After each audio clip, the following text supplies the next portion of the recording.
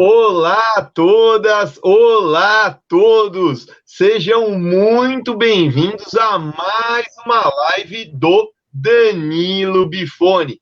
Sempre aos sábados, às 13 horas, eu recebo pessoas ilustres que têm uma atuação relevante para o cotidiano de São Paulo.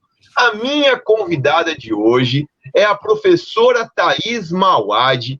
Ela é médica, professora associada do Departamento de Patologia da Faculdade de Medicina da USP. Além disso, ela é coordenadora, uma das coordenadoras e idealizadoras da Horta da Faculdade de Medicina da USP. Ela ainda coordena o grupo de estudos em agricultura urbana do IEA e também é especialista em patologia pulmonar e patologia ambiental. Você que chegou agora, está interessado na live e ainda não conhece o trabalho da página Danilo Bifone, não tem problema. Deixe o seu like, curta a página, curta essa live, compartilhe essa live na sua timeline para que seus amigos também possam ter o privilégio de assistir a professora Thaís Mauad. E se perdeu? Ah, poxa vida, hoje eu tinha um compromisso, eu fui regar a minha horta. Não tem problema.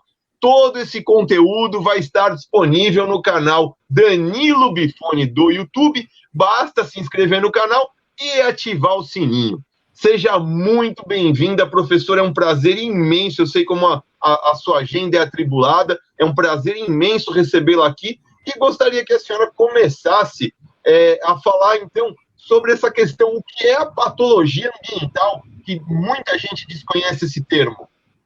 Oi, Danilo, bom dia, boa tarde, na verdade, boa tarde a todo mundo.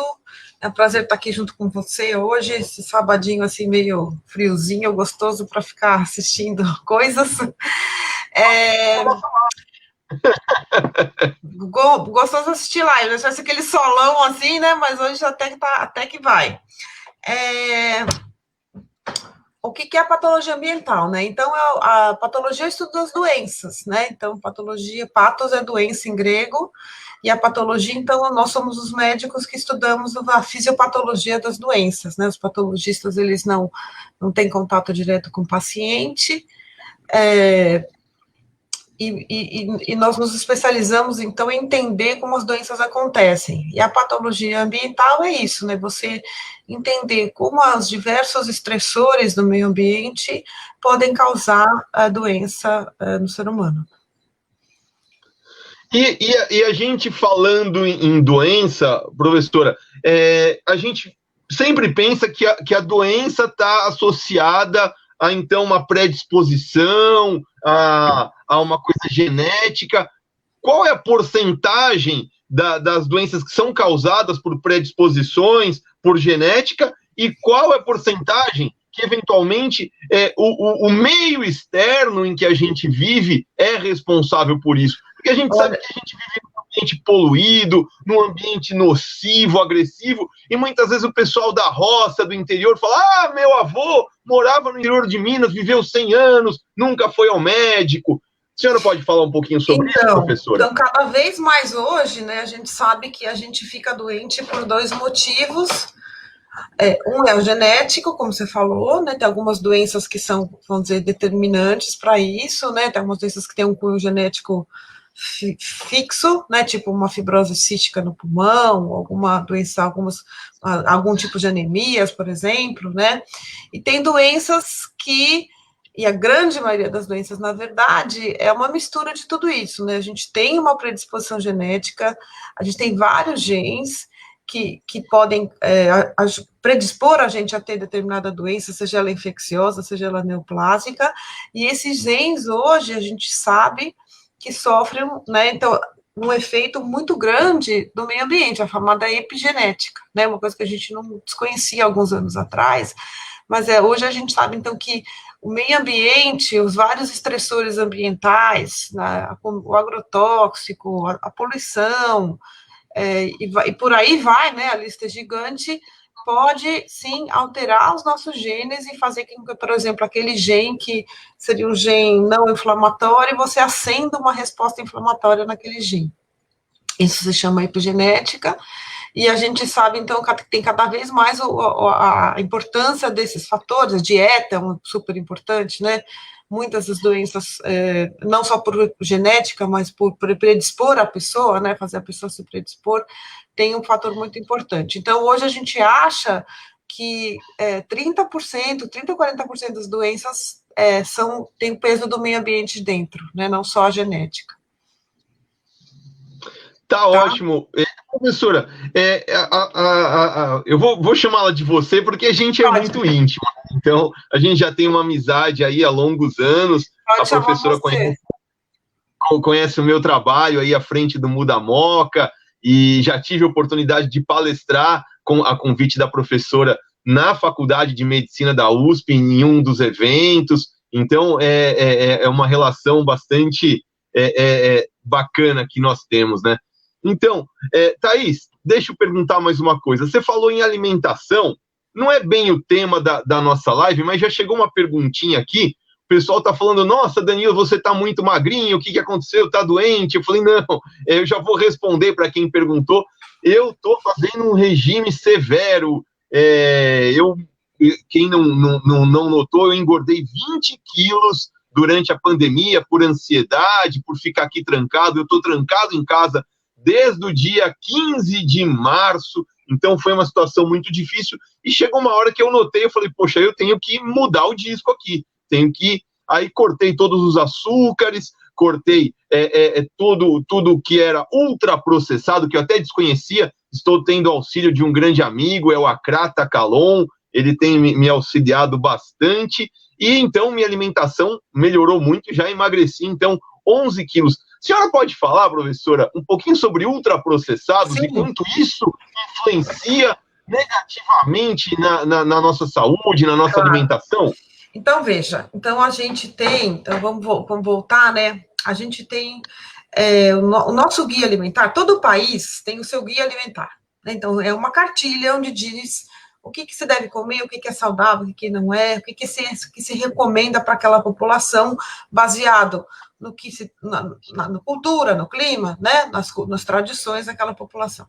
O nosso guia é um dos guias mais avançados do mundo, reconhecido internacionalmente. Quando você vai ler sobre influência de alimentação nas doenças, é sempre citado esse guia como sendo muito elogioso. Por que esse guia ele é tão importante e ele é tão bacana?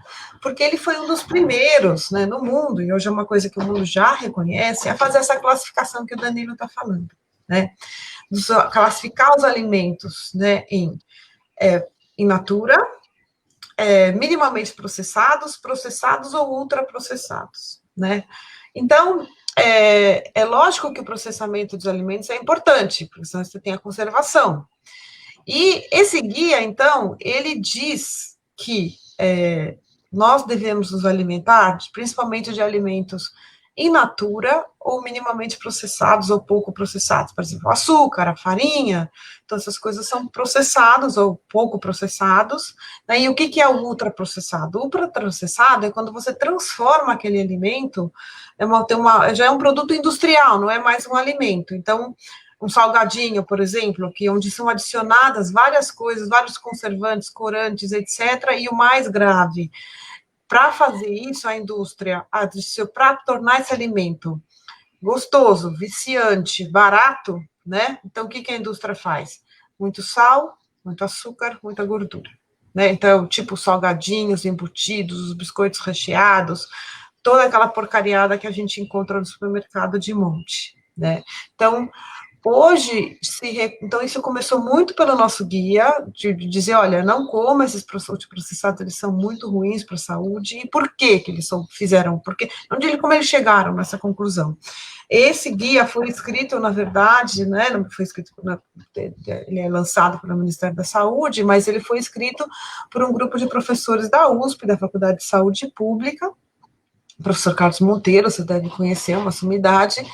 E o que eles notaram nesses estudos? Que tem uma relação direta entre consumo de ultraprocessado e obesidade. Então, por exemplo, crianças que comem muito salgadinho, poucas coisas in natura, tem mais obesidade. Tem muitos estudos agora mostrando a relação entre ultraprocessados e doença cardiovascular, né? Obesidade, diabetes, etc. Então, o seu amigo fez muito bem de te recomendar não comer ultraprocessados. Tô sentindo uma diferença enorme. No começo, quando eu cortei o açúcar, o chocolate, eu queria bater com a cabeça na parede, porque essa indústria, ela usa artifícios escusos para nos tornar viciados naquilo, professor. Eu sentia uma falta, acordava de madrugada, eu preciso comer chocolate. Mas, por sorte, estou conseguindo, já consegui eliminar 11 quilos. Que beleza. Então, esse guia, recentemente, vocês devem ter visto na mídia, né? Ele foi alvo de ataque do lobby da indústria, né? Então, ele tem sido ataque disso, porque justamente ele alerta as pessoas para não comer esses ultraprocessados, essas coisas que a indústria, Nestlé, essas porcariadas põe no mercado, né? Então, eles tentam de toda maneira desqualificar o professor, eles tentaram, então, retirar, né, queriam fazer uma revisão do guia. Felizmente, a sociedade civil foi muito forte em apoiar o guia, eles receberam cartas de professores do mundo inteiro apoiando esse guia, porque esse guia, então, ele foi inédito mesmo. Então, o seu amigo está certíssimo e continue firme aí para, né? Outra coisa que eu acho bacana, que quando a gente se livra do ultraprocessado, se livra da embalagem, né? A gente se livra, Danilo, daquela monte de porcariada que tem no supermercado. Hoje, para mim, eu digo que o supermercado é um lugar de horror. É um lugar que só tem plástico e ultraprocessado. Então, quanto menos eu puder ir no supermercado, melhor. E aí é onde se pega a Covid também hoje, né? Meu Deus do céu. No finalzinho a gente vai falar um pouco sobre a Covid também, que é um assunto bem interessante, e a professora está muito antenada aí nas questões pulmonares da Covid. A gente vai falar um pouquinho. E você que chegou agora nessa live interessantíssima, deixe sua pergunta, escreva sua pergunta aí no Facebook, que ao final a professora Thaís Mauad vai responder todas as perguntas que chegarem. Antecipada, professor. O pessoal tá muito, muito interessado em saber muita coisa. Mas vamos falar um pouquinho, já que a gente está falando de comida, professora. A verdura vendida na feira, no supermercado, tem veneno, não tem veneno? Qual é o risco de a gente comer essa verdura, essa fruta?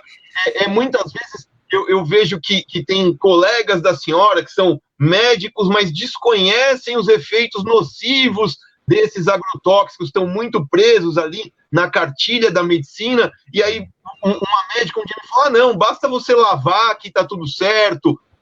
É verdade isso, doutora? Tá certo, não tá? Não. Então, os agrotóxicos, eles penetram, né? Penetram no alimento, então não adianta só lavar.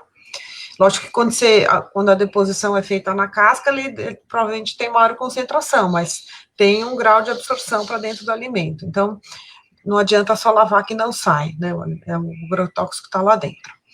Então, a questão do agrotóxico é uma questão bem complexa, que ela vai desde dos problemas ambientais, do porquê que a gente não deve comer agrotóxico, né? Então, os problemas ambientais são gravíssimos, então, o uso de agrotóxicos no campo, como vocês todos já sabem, né, leva desregulação do solo, contaminação de água, perda de biodiversidade, etc., né, coisas que vocês devem saber melhor do que eu. E principalmente, né, então vamos falar de saúde, né, quem que é mais afetado? São os trabalhadores rurais, né? Os trabalhadores rurais que estão ali fumigando aquilo, ou aplicando, muitas vezes, grande maioria das vezes não existe nenhuma assistência técnica, ou eles compram, né, no Brasil tem agrotóxicos que são liberados que no resto do mundo não tem, que é usado de uma maneira absolutamente inadequada. Isso tem um efeito bem importante na saúde desses trabalhadores, né? Então, assim, não seja por você, seja por quem está trabalhando no campo, né, quando você está comprando um alimento com agrotóxico, você está fomentando, né, a perda de saúde desses trabalhadores. Então, isso é gravíssimo. De quem mora, né, quem mora perto das crianças desses trabalhadores. Então, a gente participou de um estudo com o pessoal da saúde pública, que eram fumigadores de tomate no Rio de Janeiro. Então, são pequenos agricultores que às vezes moram muito perto, eles moram muito perto da propriedade, então eles fumigam o tomate. O tomate é uma coisa que precisa de muito agrotóxico, né, porque eu acho que ele tem muito bicho e tal. Eles fumigam os agrotóxicos e a roupa, quem lava é a mulher, né? Então, a mulher está exposta, ele vai para casa e tem a criança, está ali a 100 metros, a criança está sendo exposta também. Então, assim, é um problema muito grave. Em relação a gente comer agrotóxico, quer dizer, você está comendo uma série de pesticidas, né, isso é comprovado na nossa urina, né, então estudos mostrando que se você parar de comer um mês de orgânico, né, o nível de pesticida na tua urina desaba, né, isso já tem estudos. O que isso afeta, né, como é que isso afeta a nossa saúde, ainda tem muito, assim, é muito difícil você dizer assim, tive câncer por aquele pesticida, né, porque são anos de uso, são inúmeras substâncias que a gente está exposto que podem ser importantes, mas tem vários estudos em animais, vários estudos nas células, né, estudos in vitro, que mostram que esses agrotóxicos interferem, são carcinogênicos, interferem como disruptores endócrinos, são neurotóxicos, daí você não tem dúvida que existe um efeito biológico, né, dessas substâncias no nosso corpo. Como isso vai a longo prazo, é mais difícil da gente mostrar, apesar de estar começando a sair estudos de quem come comida orgânica, são estudos grandes, né? Você tem que mostrar estudos grandes, quem come comida orgânica tem menos câncer, está começando a sair alguns estudos. Mas não seja por isso, não seja por você, pense na saúde do trabalhador, né, que está ali, pense no meio ambiente, naquela água que está sendo contaminada, naquele ar que está sendo contaminado, né, no modo de produção que usa agrotóxico, que é um grande emissor de gás de efeito estufa, né, então, e tudo isso tem que ser colocado em jogo quando você compra um alimento. Hoje, você comprar um alimento, você está ou ajudando ou contribuindo para as mudanças climáticas, né? Perfeito, perfeito, Thaís. Eu acho até uma questão assim importantíssima ter salientado. Não pense só em você, pense no outro. É uma coisa que o brasileiro tem deixado um pouco de lado, né? Porque você vê a quantidade de pessoas que saem sem máscara, que acabam, hoje em dia, tendo um comportamento negacionista em relação à Covid. Então, vale muito a gente frisar essa questão, pense mais no próximo. E em relação a isso, Thaís, eu acho interessantíssimo a questão do incentivo às pessoas plantarem a própria comida. E vindo disso, a gente tem uma iniciativa fabulosa que eu já tive a oportunidade de conhecer, diversas vezes estive lá, que é a horta da Faculdade de Medicina da USP. Sempre com atenção, o Paulo Zemblus, que me recebe muito bem, ele está ali sempre coordenando, orientando, é um grande amigo também aí da Faculdade de Medicina, tenho muito a agradecer por ele, e gostaria de saber como surgiu essa horta, como foi essa ideia, um telhado ali na Faculdade de Medicina, e houve, então, algum óbice, a faculdade pegou e falou, não, mas vocês vão colocar essas caixas aí, plantar coisas em cima do telhado? Conta um pouquinho pra gente, Thaís, por favor. Então, a história é bem, assim, começou uma coisa quase casual, assim, né, eu queria até agradecer publicamente o Danilo lá, que ele já foi colocar várias, junto com o Paulo, né, quem não conhece o Paulo é um dos coordenadores da horta também, que foram colocar caixa de abelha nativa, foram colocar riscas, né, Danilo? Tem várias riscas de abelha nativa, parece que já entraram em várias lá na faculdade. Humo da Moca, juntamente com o Flávio Yamamoto, do Coleção Abelha Sem Ferrão, que nós possamos ali, também a equipe já está aí elétrica também, já está convidada, já se demonstrou interesse. A gente vai montar um meliponário na faculdade de medicina da USP. Já tem tudo lá, viu? Estamos esperando, Mas aí, então, a gente já quer agradecer, né? Acho que você de ter ajudado lá, acho que até foi resgatar a abelha lá, né? Quando eu cortar uma árvore e tal. E que eu tenho um jardim grande, bonito lá na faculdade, então tem bastante abelha. E a história da horta foi uma história pequena, a gente era dia do meio ambiente, a gente tinha que sempre faz uma atividade durante o dia do meio ambiente, e aí eu era voluntária da Horta das Corujas, né, que eu moro aqui perto da Horta das Corujas, estava começando a plantar na minha casa, e falei, olha lá o Paulo, e aí a gente começou a pensar por que não poderia ter uma horta. E teve uma coisa interessante, a gente fez um TED naquela época, um TED junto com o Movimento Boa Praça, a gente fez um TED Saúdes e Cidades, e chamou uma inglesa que chama Pam Warhurst, que ela é de uma cidade lá chamada Todmorden. É bem interessante, procura aí quem não conhece essa história. É uma cidadezinha na Inglaterra que eles começaram a plantar em todo lugar, na porta da polícia, no jardim do hospital, dentro do cemitério, e a cidade entrou num frenesi de plantar comida, assim, e hoje tem número, tem a iniciativa com abelha, iniciativa com galinha, tá? É muito legal, a cidade virou um ponto turístico de agricultura urbana, e ela veio dar um toque pra gente, assim, então ela falou assim, você pode plantar em qualquer lugar, né, a mensagem dela, assim, plante em qualquer lugar que dá. É de graça, né? É gostoso, a gente se diverte, por que não? E gera comida, né? Além de tudo, gera comida. E aí meio inspirada por tudo isso, tal, e eu acabei conhecendo o Paulo, não conhecia o Paulo naquela época. Me falaram, mas tem uma pessoa aqui que já tem uma horta, tal, e ele tem uma outra horta pequena lá dentro da faculdade, num ambiente mais fechado.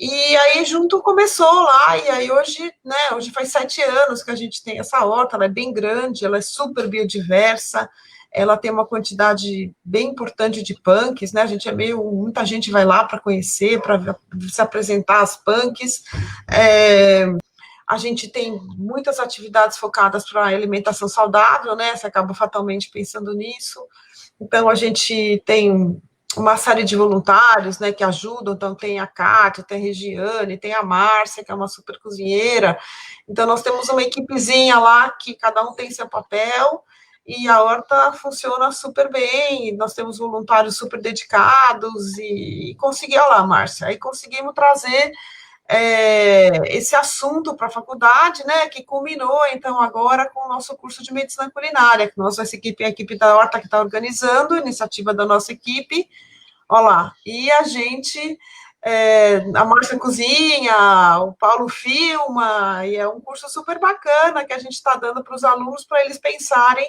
em alimentação saudável. Muito legal.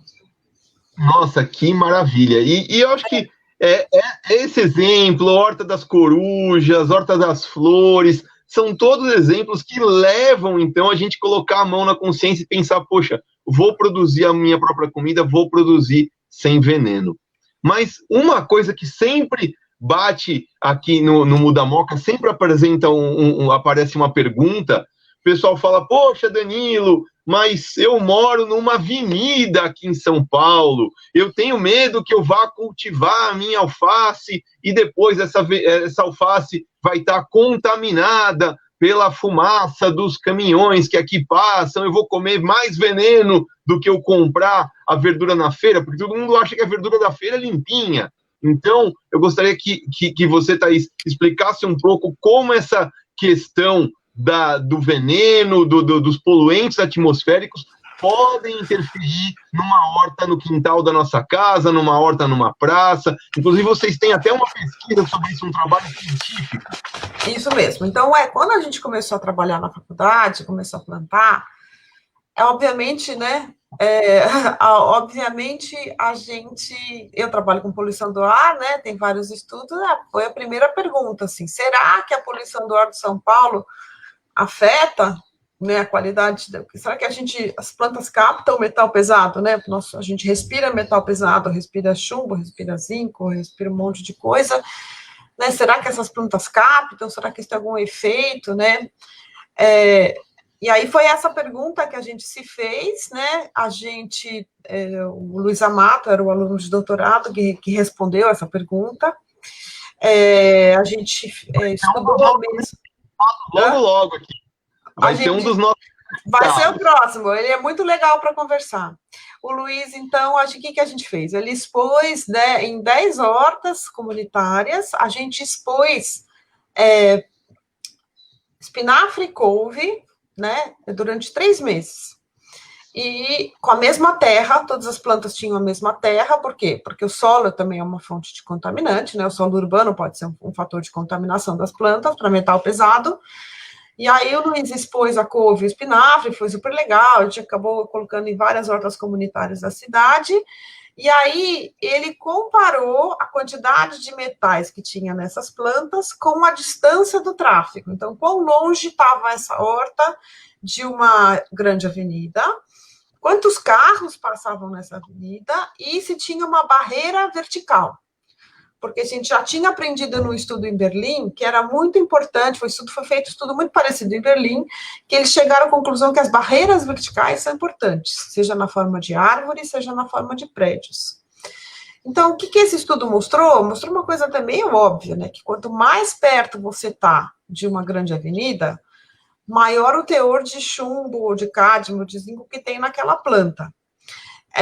Isso tende assim, no primeiro mês, você colhe, no primeiro mês não tem acúmulo, mas se você deixa aquela planta 3 meses, pode ter em algumas hortas houve algum acúmulo que estava correlacionado com ela estar perto de uma grande via de tráfego. E a coisa boa desse estudo é que a barreira vertical, ela protege. Então, qual que é a mensagem desse estudo? Se for plantar, não plante muito perto de uma grande avenida. Porém, se não tiver solução, proteja a horta, né? Faça uma barreira, ponha árvores, ponha, como se diz? Faça algum tipo de proteção, árvore é o ideal, né? Para evitar com que essa planta fique exposta direto à fumaça. A má notícia é que a gente está exposto o tempo inteiro, né? Então, o problema não é a horta, né? O problema não é a horta, o problema são os carros, o problema é a nossa poluição, porque a gente está respirando isso 24 horas por dia, né? Então, é isso. Esse foi o estudo do Luiz. Tá? Então, assim, plantar na cidade é seguro, a gente tem que saber onde o solo, né? O solo é uma coisa importante, né? Tem alguns solos na cidade que são contaminados, então, antes de fazer sua horta, olhe onde você está, né? Por exemplo, perto de posto de gasolina é contaminado, por exemplo, isso a gente já sabe, com metal pesado, com componentes orgânicos.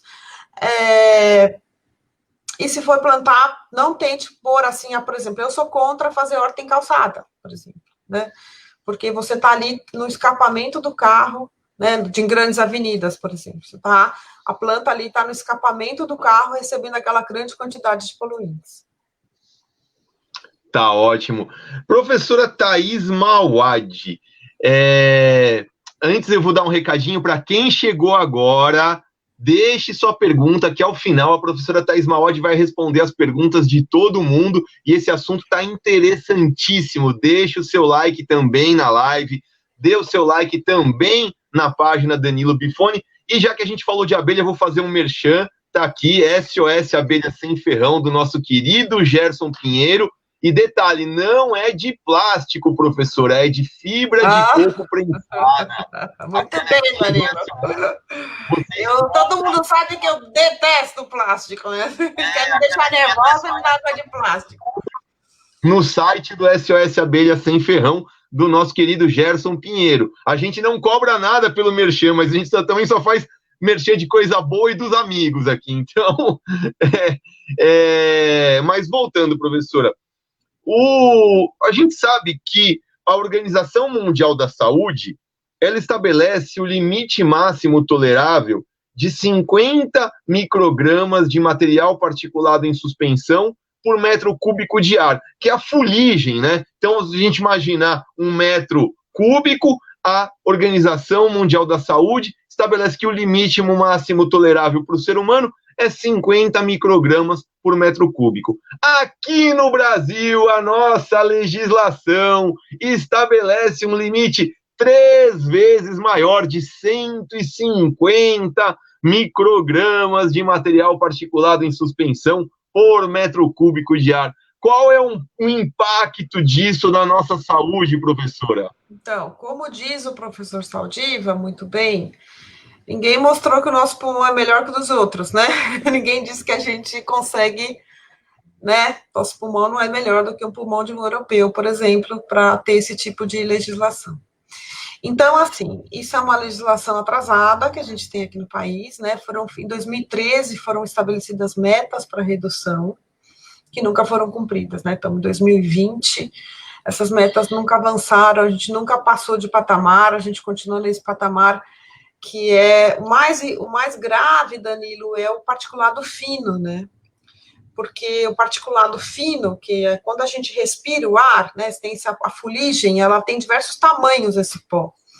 O que as pessoas, que se acredita que é o mais grave para a nossa saúde é o particulado fino. Por quê? Porque ele consegue passar as vias aéreas mais altas, né, então a gente tem um sistema de defesa bom no nariz, que as grandes partículas ficam retidas, mas as finas conseguem atingir a profundidade do pulmão.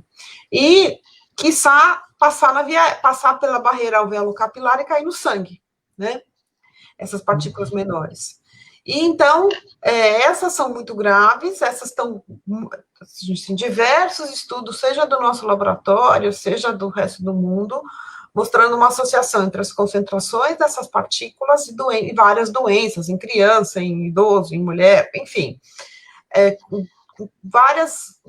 inúmeros efeitos adversos na nossa saúde. E aqui a gente está com um nível bem mais alto, né, do que recomendado pela Organização Mundial da Saúde, e o pior, a gente excede esses níveis todos, né, São Paulo é uma cidade poluída, a gente tem uma poluição veicular importante, né, 80% da população de São Paulo hoje é de fonte automotiva, é de fonte veicular, que gera um PM2,5 com muitos metais pesados, né, que são metais próprios, tanto do motor, não só do motor, mas do pneu ou do breque, né, a hora que você breca na rua, isso solta essa fricção, libera alguns metais pesados também. Então, a gente está respirando isso o tempo todo, né, e isso tem, sim, consequências importantes para a nossa saúde, tá? E a nossa legislação permite que a gente, então, respire mais do que um europeu, por exemplo, né, porque a gente pode respirar mais do que um europeu, ou de um americano, né? Tá ótimo, professor. E como a gente consegue mitigar esses efeitos desses poluentes? A gente tem que investir em mobilidade ativa, incentivar o pessoal a usar bicicleta, plantar árvore para que esse material particulado em suspensão fique retido ali nas árvores. O que você sugere, Thaís? Tudo isso, né? Tudo isso. Então, a primeira coisa é estimular o transporte coletivo com melhoria da frota, né? Assim, com combustível de melhor qualidade do que é usado agora. A gente sabe também que o nosso diesel tem mais enxofre do que o diesel europeu, né? Então, um combustível com frota limpa, né, com energia, com combustível, idealmente a gente tem que sair dos combustíveis fósseis, né, Danilo? A gente não tem muito tempo para ainda, não dá mais tempo, né, na verdade a gente tem 10 anos aí para tentar diminuir a emissão de CO2, né, então quanto antes a gente se livrar do combustível fóssil, que eu acho que não vai acontecer, infelizmente, né, sou pessimista em relação às mudanças climáticas, então é isso, transporte coletivo, mobilidade ativa, que tem ganhos absurdos em termos de saúde, né, você tem ganhos enormes em termos de saúde, a hora que você passa da mobilidade passiva para ativa, você diminui a poluição e melhora a saúde ao mesmo tempo, é um ganha-ganha, né, uma situação win-win situation. E você tem as áreas verdes, né, que são super importantes como filtro para tudo isso, né? Então, a gente também tem estudos mostrando que na cidade de São Paulo a porcentagem de áreas verdes é importante, tem alguns desfechos importantes quem mora perto de áreas verdes aqui em São Paulo, né? Tá ótimo, professor. Eu sou um dos precursores do uso da bicicleta como meio de transporte, mas não foi por opção própria. Eu entrei muito cedo na universidade, eu entrei com 16 anos, eu fui fazer física na USP, e aí era muito longe da minha casa. Aqui da Moca até a USP, eu tinha que tomar um ônibus até a Praça da Sé, depois eu caminhava da Praça da Sé até a Praça da República e tomava um outro ônibus que era abarrotado de gente de todos os institutos, e esse ônibus me levava então até o Instituto de Física. Eu levava 2 horas e meia para chegar de manhã na aula, exausto, amassado, e não rendia nada. Até que eu pensei, poxa, eu vou usar a bicicleta. E aí conseguia chegar ali em 40, 50 minutos no máximo, chegava disposto, mas era o único, todo mundo me achava louco, falando, isso aí era em 1992, isso era uma loucura, né? Quem diria que alguém ia andar de bicicleta para ter transporte de bicicleta, assim, e hoje a gente vê que é uma realidade, cada vez mais tem crescido, e eu sempre tenho defendido isso fielmente. Assim, eu acho que a bicicleta realmente é a solução.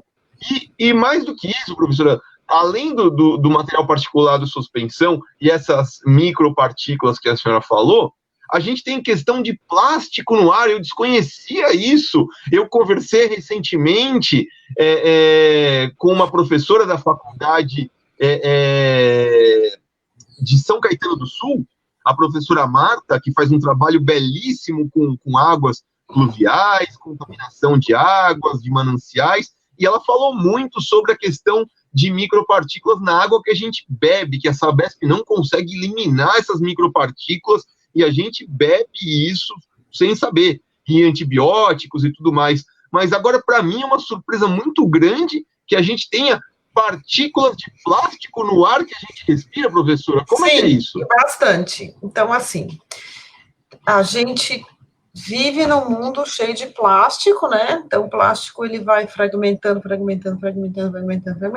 e vai soltando. Então, por exemplo, acho que essa minha roupa que eu tô, por exemplo, aqui, eu não sei se ela é algodão puro, mas se ela não for, tô respirando um monte de microplástico aqui, né? Das fibras que essa roupa tá soltando. Então, qualquer plush, essas blusinhas de plush, assim, né, soltam muita roupa. Lavar a roupa, né, isso é uma coisa que já, a gente, o pessoal que estuda água sabe. Cada lavada de roupa nossa é microplástico no rio pra cacete, né, pra caramba. Tanto é que tem muitas máquinas de lavar hoje que eles estão tentando já colocar filtro, para não deixar o microplástico ir para a água. Já para o ar, né, então a gente tem algumas, então você pode estudar o ar indoor, quer dizer, o ar dentro da sua casa, né, então tem um estudo em inglês mostrando que tem muito plástico, porque, de novo, o que eu falei, a gente está rodeado, né, a roupa, está rodeada de plástico, infelizmente. E tem o plástico outdoor, né, que é esse plástico, sei lá, das pessoas que passam, do tênis que atrita na calçada, da roupa que solta, os pneus soltam plástico, né? Os pneus soltam plástico também, nesse atrito que tem. Então, a gente já tem estudos em Paris, já tem estudos na China, já tem vários estudos mostrando que tem microplástico no ar, não só na água, então a gente tem microplástico no solo, né? Que essa água volta e cai no solo, então tem no solo, tem no ar e tem na água.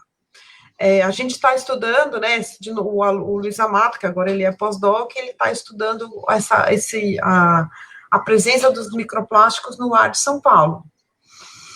Então, a gente está expondo, né, dentro do escritório, na rua, para identificar quais são os microplásticos, o tipo de microplástico que tem no nosso ar.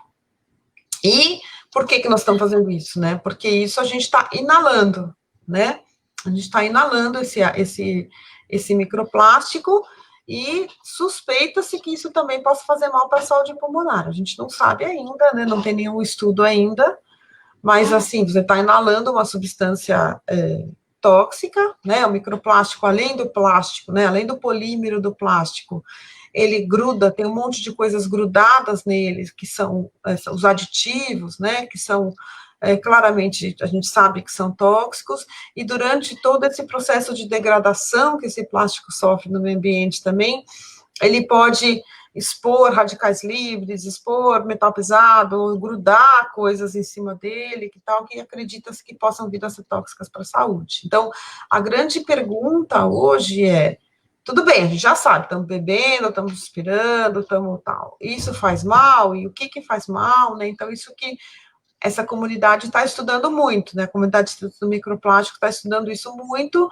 Em animais, a gente já sabe que faz mal, né? Nos animais marinhos, assim, já tem bastante estudo, ainda não tem muito estudo no ser humano.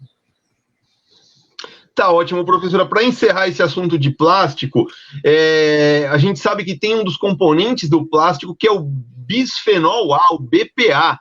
Ele é proibido o uso do BPA nos Estados Unidos, tanto é que os plásticos têm o selo BPA Free, e no Brasil, uma ação do Ministério Público Federal, da Procuradoria Regional dos Direitos do Cidadão, onde eu tive a oportunidade de trabalhar, conseguiu a liberação do bisfenol A apenas e tão somente das mamadeiras.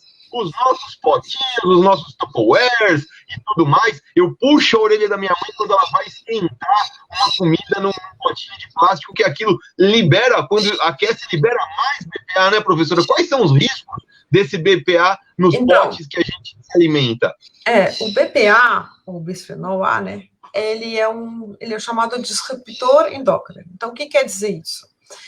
Isso quer dizer que ele parece um estrógeno, né? Ele tem a molécula dele imita uma molécula de estrógeno. E o estrógeno, nas nossas células, nós temos receptores para o estrógeno. Então, o estrógeno se gruda nessa chavinha, nesse receptor, e ativa as funções biológicas que o estrógeno faz no nosso corpo. Então, é como se você tivesse sempre uma hiperestimulação estrogênica, isso que é o disruptor endócrino, né?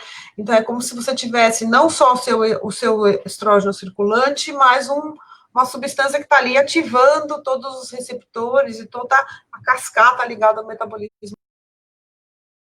Tem se mostrado, principalmente em mulheres, com maior incidência de câncer de mama, algumas com meninas, pode ter coisas de adolescência precoce, enfim, ele tem toda essa parte endócrina que é alterada pelo bisfenol A. Daí, proibirem, né, apenas, né, nas mamadeiras, porque as mães põem a mamadeira no micro-ondas e o bebê está lá já bebendo bisfenol.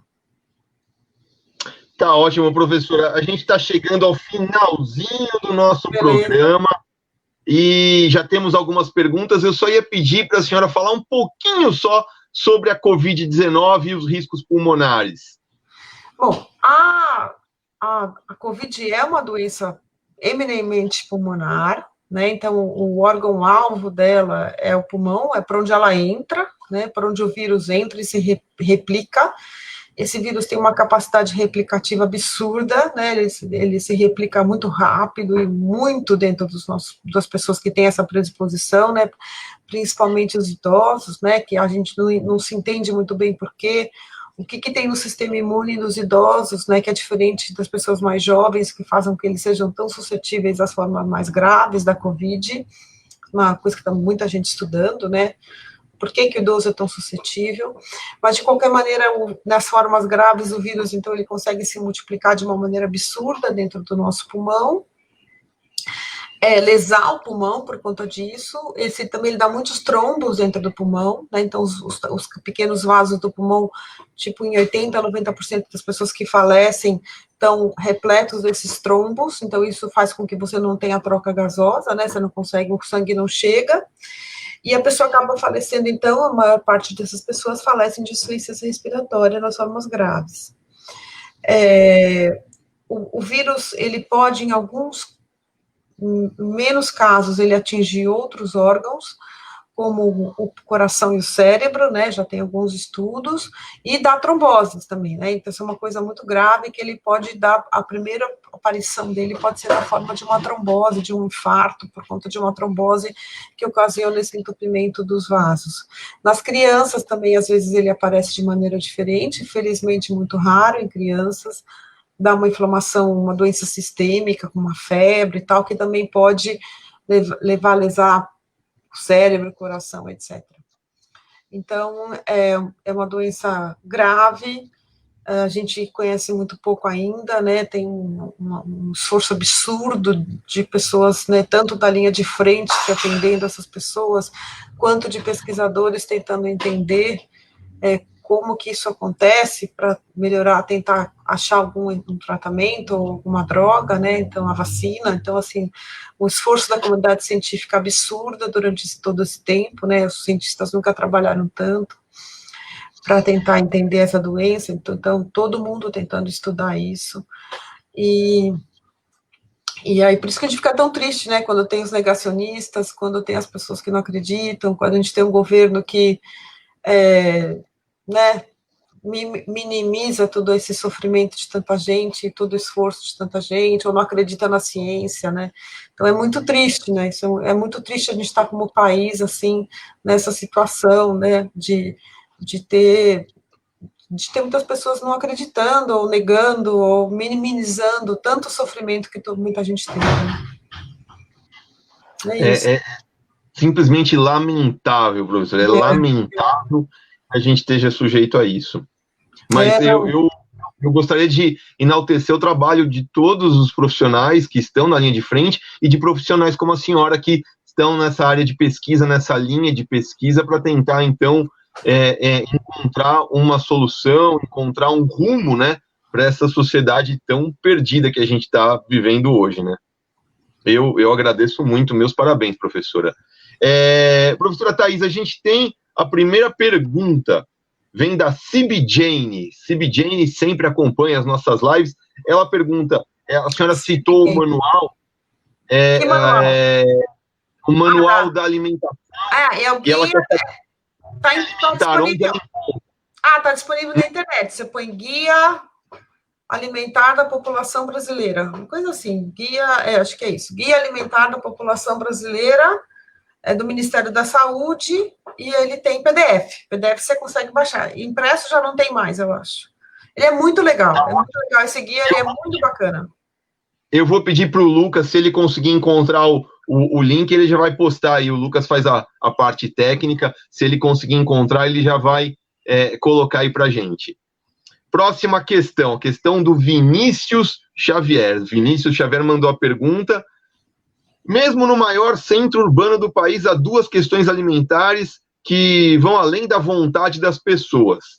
A primeira, insegurança alimentar, e segunda, questões de classe social que se relacionam com os costumes históricos, cultura da população que não tem conhecimento e discernimento quanto à importância da alimentação natural. Além de, claro, do problema capital, que é o absurdo dos preços dos orgânicos, por conta da forma da propriedade rural e do mercado capitalista no Brasil. Gostaria que, se possível, discutisse um pouco sobre isso. Bom, então vamos falar de segurança alimentar. A gente entrou no mapa da fome de novo, né? A epidemia quicou a gente para dentro de novo, né? A gente tem 15% dos brasileiros vivem em segurança alimentar. Isso a gente não tem dados ainda, mas com certeza aumentou durante a pandemia. E como é que a gente faz para sair isso? Então, hoje é o Dia Mundial da Alimentação, né? Para quem não sabe, tá tendo manifestações muito bonitas na cidade, para quem acho que vai ter hoje e amanhã, justamente para chamar atenção, né? Daquele grupo que fala a gente é para brilhar, não para morrer de fome. Então, nesse momento, estão tendo vários marmitaços pela cidade. Pessoas estão cozinhando com as xepas das comidas do Ceasa, por exemplo, aqui onde eu moro. Tem um grupo que foi pegar a xepa na porta do Ceasa ontem, conseguiram 300 quilos de alimentos e hoje estão cozinhando e vão servir na forma de restaurante para os moradores de rua, para dar para eles uma alimentação digna. Então, assim, como é que a gente resolve o problema da insegurança alimentar? É uma questão de distribuição, né, como tudo no Brasil, né, sabe que acho que provavelmente alimento tem, ele é mal distribuído, pouco acesso, e, e uma das coisas que se fomenta agora, né, durante a pandemia, é você aumentar a produção local, né, então aí entra a agricultura urbana, de tanto que a gente gosta de falar, porque você, estando mais perto, você tem acesso, né? O que a gente vive? Não sei se vocês conhecem o conceito de desertos alimentares. A gente vive em muitos lugares da periferia, vivem em desertos alimentares, ou pântanos alimentares, que eles falam. O que é isso? É que quando em 500 metros do seu raio, você não tem acesso à alimentação fresca. Você só tem acesso a processados e ultraprocessados. É muito comum aqui isso. E a agricultura urbana é uma coisa que, se fossem políticas públicas corretas, como foram em alguns países, né, que fizeram políticas públicas, tipo, Cuba é um exemplo, né? Cuba é um exemplo que, na época pior, ela fomentou demais a agricultura urbana da cidade para melhorar a alimentação. Então, tem vários caminhos, a desigualdade, obviamente, é a principal delas, tem o desperdício, né, a gente sabe que a cadeia alimentar no Brasil, 50% é jogado fora, desde a produção, então acho que são vários caminhos. E como é que a gente muda essa cultura alimentar?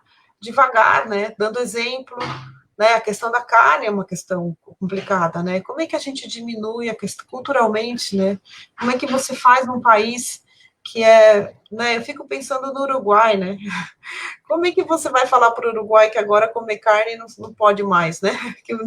Que é ruim para a mudança climática, que a gente vai ter que diminuir drasticamente o nosso consumo de carne, né? Como é que você faz isso, né? Respeitando uma tradição e uma cultura, né? Que alimento tem cultura junto, né? Não é só a nutrição, né? Como é que você faz isso, né? Então é isso. Tá ótimo. Tá ótimo. Professor, eu vou fazer uma pergunta agora, ela não vai aparecer na tela, porque essa pergunta veio prévia, é da Bia, a Bia é professora da Faculdade de Psicologia da USP, colega da senhora, e provavelmente dentro de algumas semanas também será uma das nossas entrevistadas, trabalha com déficit de atenção, tem várias obras escritas. Ela pede desculpa por não estar presente na live, ela tinha um outro compromisso acadêmico. Ela pergunta o que você acha das escolas repensarem suas práticas e passarem a adotar atividades didáticas mesmo ao ar livre, Nossa, ao invés de ser um lugar de tanto confinamento que aprofunda esse problema grave e que afeta principalmente as infâncias urbanas. Aí ela continua. Ela deve saber que nossas crianças estão com o seu desenvolvimento físico prejudicado, com problema de baixo tônus muscular, obesas, com prejuízos na coordenação motora, e os pediatras têm alertado para isso. Sem falar das decorrências psicológicas de aprendizado, Gi. Ela está falando do confinamento ou da vida urbana, né? Porque as duas coisas, uma piorou a outra. Os dois, né? Acho que os dois. Então, nossa, a escola da floresta, né? Faz alguns anos eu fui passar uns dias numa ecovila na Alemanha, e a escola lá era na floresta, né? A escola não tinha parede, a escola era dentro da floresta. Então, eu acho que é uma das soluções agora para a pandemia, né? A gente repensar os espaços, botar essa criançada na natureza. Tem muito estudo, gente, tem muito estudo mostrando que assim, os benefícios que as crianças estarem ao ar livre, em lugares verdes, desde para asma até o aprendizado, né, as áreas verdes, elas fazem bem para nossas crianças, por todos os motivos que a professora falou, desenvolvimento motor, cognitivo, respirar um ar melhor, né, diminuir a obesidade, né, então, isso, obviamente, tem um impacto muito positivo no crescimento dessa criança. Nós estamos vivendo, né, uma coisa absurda agora, eu não trabalho com escola, eu não tenho muita propriedade para dizer se tem que abrir, se não tem que abrir, mas o meu coração diz que tinha que abrir, né, porque eu fico imaginando essas crianças trancadas em ambientes com violência doméstica, né, ambientes insalubres, E sem comer, né? Sem comer, porque a escola aí no Brasil é um lugar onde elas podem ter uma alimentação. Então, assim, eu fico muito, achando tudo muito louco, assim, abrir o shopping, a escola não abrir, né, não tem condições, então não é que a gente queira que os professores se contaminem, a gente quer que os professores tenham condições de trabalhar, né, principalmente essa pequena infância, com nesses lugares menos privilegiados, né, então, sei lá, se eu pudesse passar minha quarentena num sítio, né, faria lá e não faria muita questão que a escola voltasse para meus filhos, mas que 90% das pessoas não podem, né? Então, e tem que ficar em casa e essas crianças sujeitas a isso, a não se mexer, a não ver outro. Eu imagino o impacto que isso vai ter, né? Que impacto psicológico isso vai ter na vida dessas crianças daqui a alguns anos que nós vamos sentir. Então, assim, eu acho que a educação é um serviço essencial. Né? Então, assim, médico pode parar de trabalhar? Não pode, né? A gente não pode parar de trabalhar, a saúde não parou de trabalhar. Eu acho que a educação também, né? Assim como o agricultor parou de trabalhar, não parou, né? Então, eu acho que a saúde, a educação, principalmente para alguns grupos mais vulneráveis, ela é considerada um serviço essencial e a gente tinha que ter, né, jeitos de fazer isso de um modo seguro para os professores, né? Que é também, lógico, a gente respeita isso, mas eu fico pensando como atingir esse equilíbrio, né? E a escola aberta é uma resposta maravilhosa, né? Para tudo isso, né? É. Falando em comida, em alimentação escolar, tem uma pergunta do Lucas de Sá. Ele parabeniza sobre a live e pergunta: Thaís, eu gostaria de saber como está a questão da alimentação orgânica nas escolas da rede municipal de São Paulo. Então, para quem não sabe, né, na gestão passada, na gestão do prefeito Haddad, foi feita a lei da merenda orgânica, que diz que toda a merenda orgânica nas escolas de São Paulo serão orgânicas. Toda a merenda será orgânica e da agricultura familiar e local. Isso está em processo de... a lei começa... Tem metas que eu não sei dizer direito quando que ela tem que ser 100%, né? Mas tem metas de, acho que ser 30% agora, porque já pode comprar pelo Pronaf e tal. Eu sei que quem trabalha com isso está sofrendo muito, né? A lei está sendo muito difícil de colocar. Estava, né? Agora nem sei como é que está isso, mas assim, o pessoal que trabalha com a gestão, né? Tem um comitê gestor que acompanha tudo isso. É muito complicado a logística, quem compra entender que o produtor orgânico ele trabalha num outro ritmo, né? Tem outra, né? Então o próprio produtor orgânico se adaptar para grandes volumes e tal. Então eu sei que é uma luta que estão tendo, muita gente trabalhando para isso, e eu não sei o que está acontecendo agora durante a pandemia.